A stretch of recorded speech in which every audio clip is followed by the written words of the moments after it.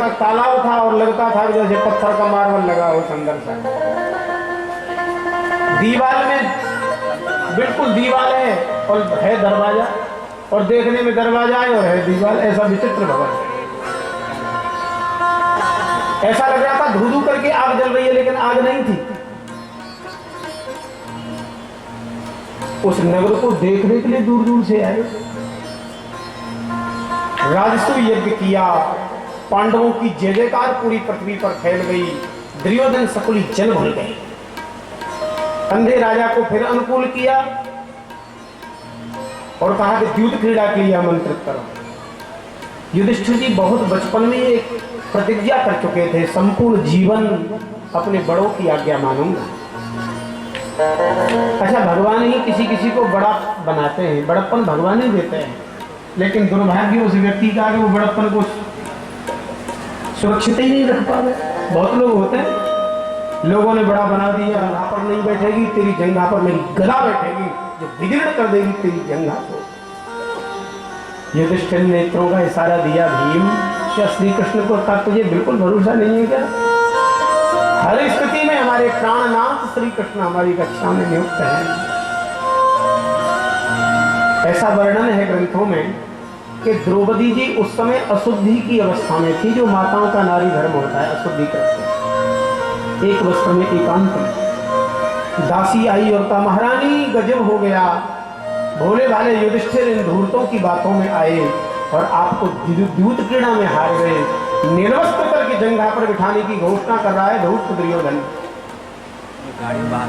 द्रौपदी ने हंसते हुए कहा कि दासी तू बड़ी भोली है, जिसके 5 अतिरथी महायोद्धा पति हो, उसकी धर्मपत्नी का कोई स्पर्श भी कर सकता है क्या? भारी भरोसा है। तब तक तो दुशासन आ ही गया और उसने पवित्र केश पकड़ ली और घसीटते हुए ले चला।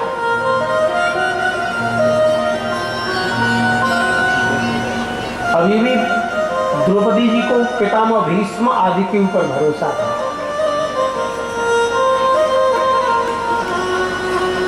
लेकिन सबकी नजर झुकी। एक निवेदन करें आप सबसे, अगर द्रौपदी के चीरहरण की घटना आज दरबार में नहीं हुई होती तो पितामह भीष्म द्रोणाचार्य को कोई हराने वाला पूरे संसार में नहीं था, जगत में नहीं था।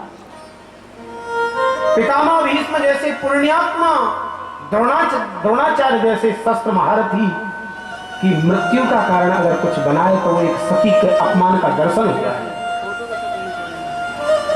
नारी का अपमान जहां होता है वहां पर सब अवगुण और सब विनाश की तैयारी हो जाती है, क्योंकि देखने में ये स्त्री शरीर है, ये मूल में तो प्रकृति है, साक्षात भगवती पराम्बा ही है। स्त्री समस्ता सकला जगत्सु, मार्कंडेय पुराण में दुर्गा सप्तशती में स्त्रियां जितनी भी है वो सब प्रकृति रूप ही है। भगवती दुर्गा, भगवती महालक्ष्मी, भगवती सीता ही है। और निवेदन करिए हमारे संतों का तो दृढ़ निश्चय है, और निश्चय सबका होना चाहिए।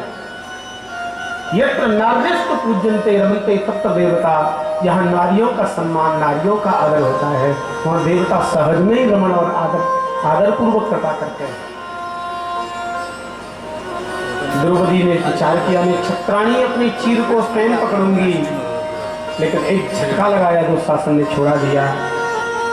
चारों तरफ नजर घुमाई, कृपाचार्य जी महाराज ने एक उंगली दिखाई, बोले कुछ नहीं। एक उंगली दिखाने का आशय, बेटी इन संसारियों पर तू भरोसा क्यों कर रही है?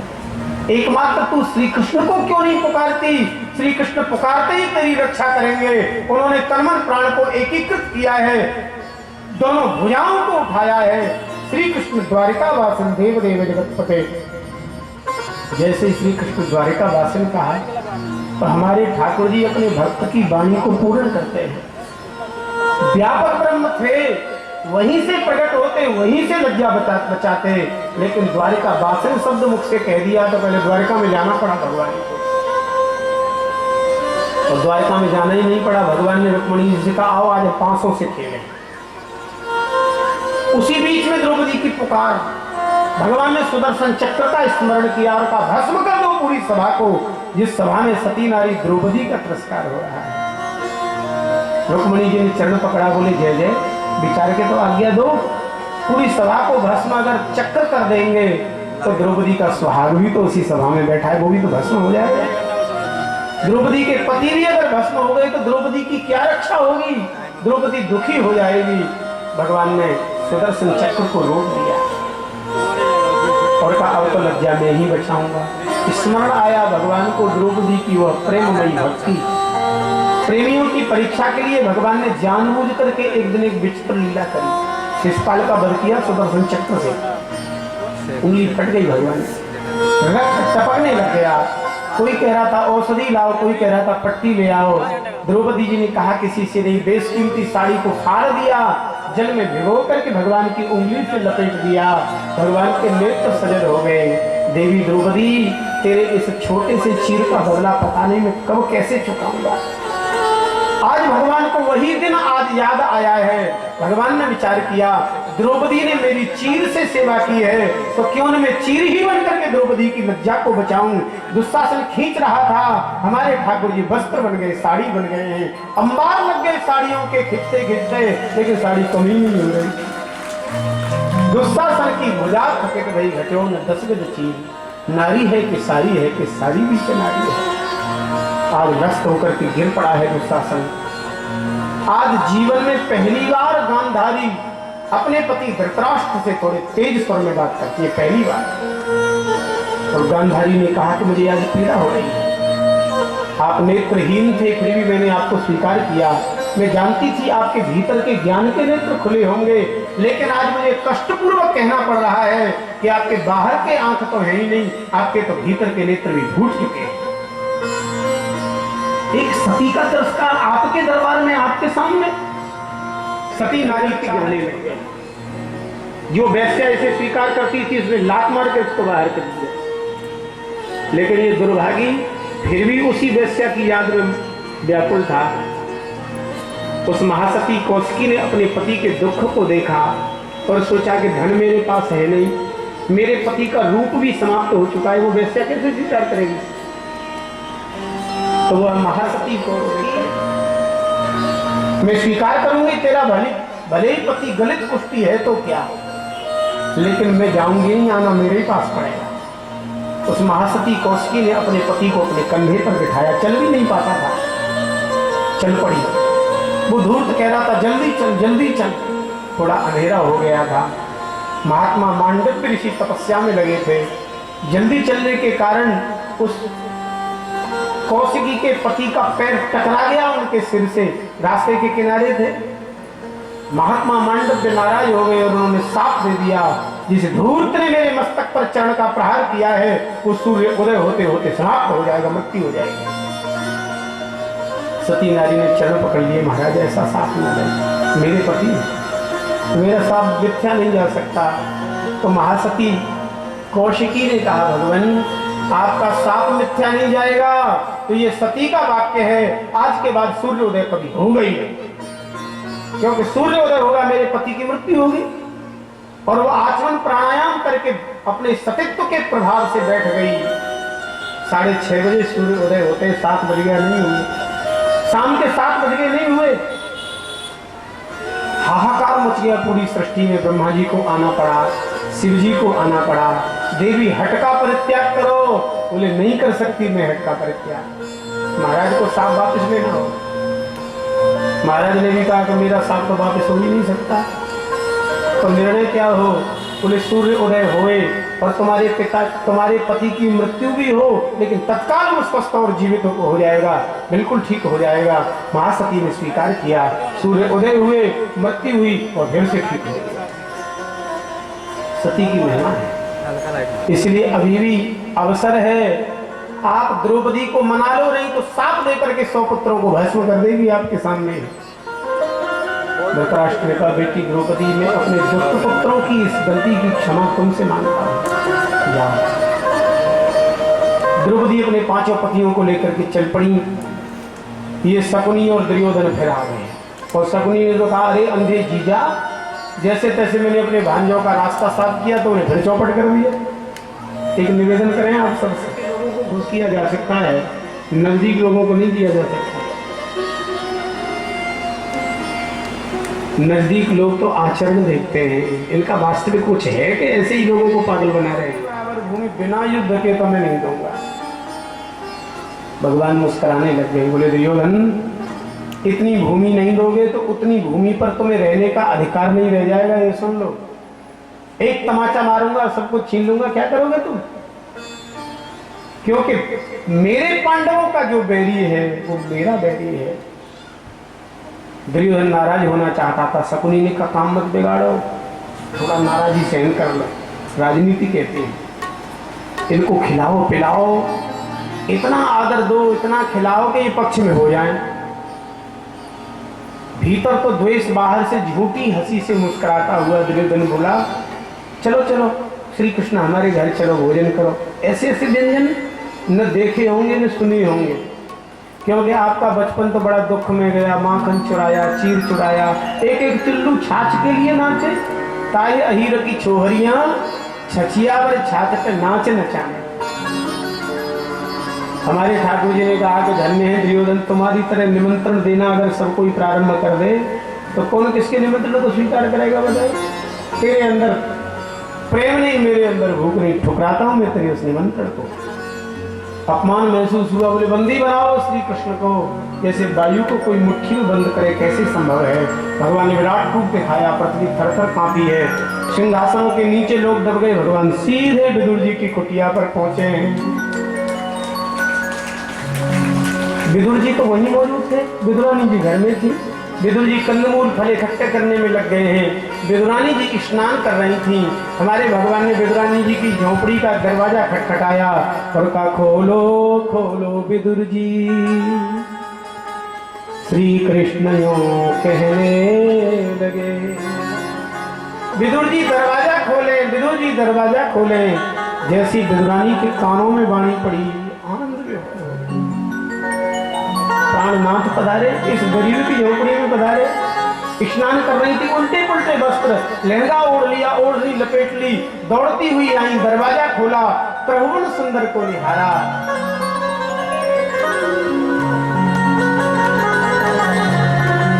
उन्नत ललाट, काले काले घुंघराले केस, कर्णांत दीर्घ नयन है जिन श्री कृष्ण के। जैसे मूर्ति, कोई मूर्ति के सामने मूर्ति खड़ी हो, ऐसे खड़ी हो गई।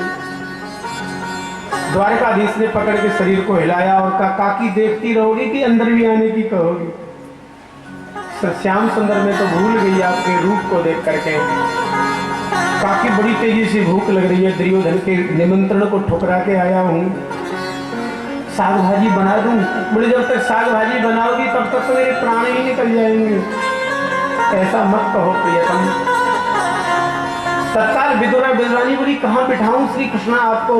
ठाकुर जी ने कहा काकी आज तो आपकी गोद में बैठने की इच्छा हो रही है, बहुत दिन से बैठा नहीं है गोद में। बचपन में मैया यशोदा बिठाती थी, देवकी बिठाती थी, आज अत्यंत दुबली पतली गरीबी विदुरानी गदगद हो गई है, अपनी गोद में श्री कृष्ण को बिठाया। शरीर में आनंद की लहर दौड़ पड़ी है। केला घर में रखे थे, केला छीलने लग गई, लेकिन नेत्र तो उनके मुख में ही, मुख कमल के ऊपर टिक गए।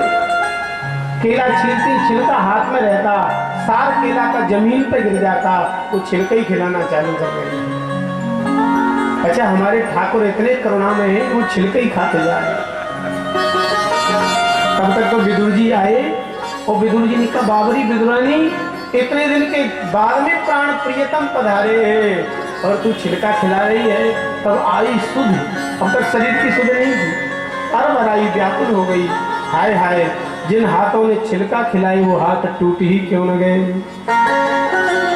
विदुर जी महाराज ने उठा करके अपने गोद में ठाकुर जी को बिठाया है।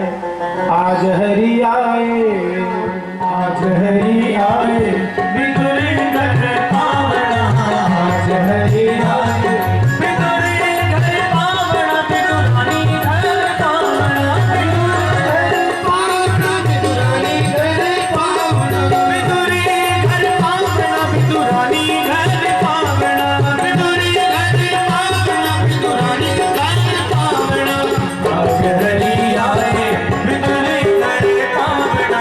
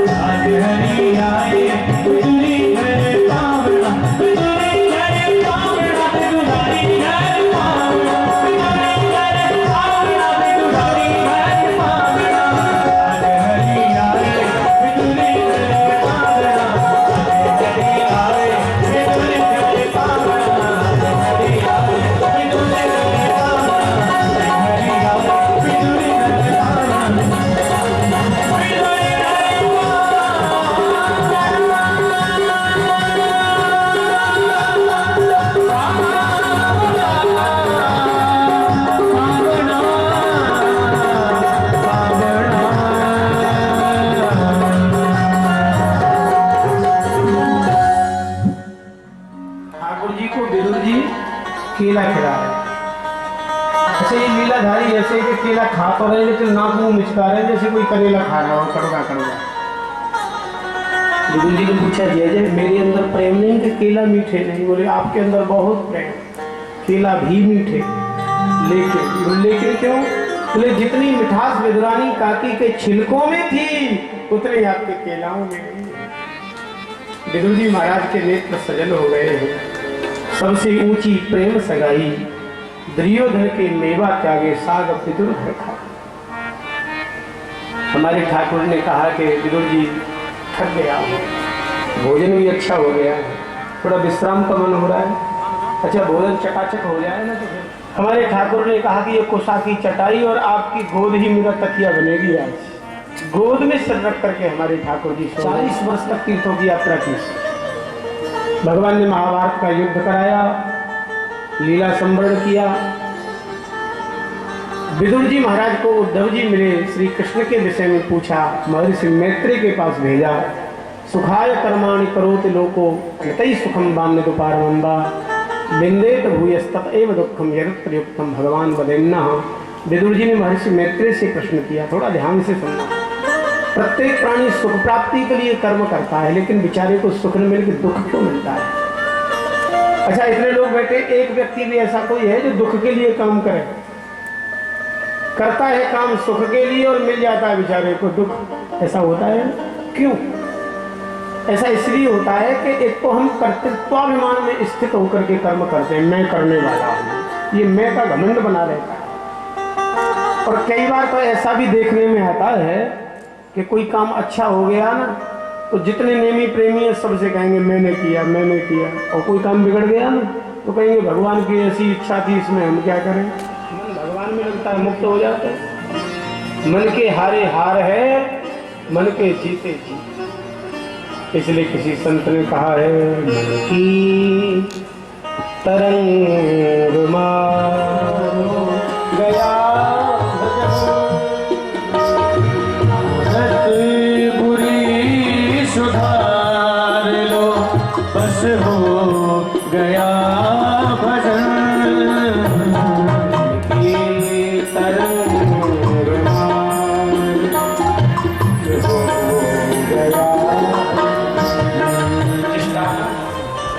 मैं कालांतर में भगवती गंगा जी जाकर के मिली है समुद्र में, उस तीर्थ का नाम गंगा सागर हुआ।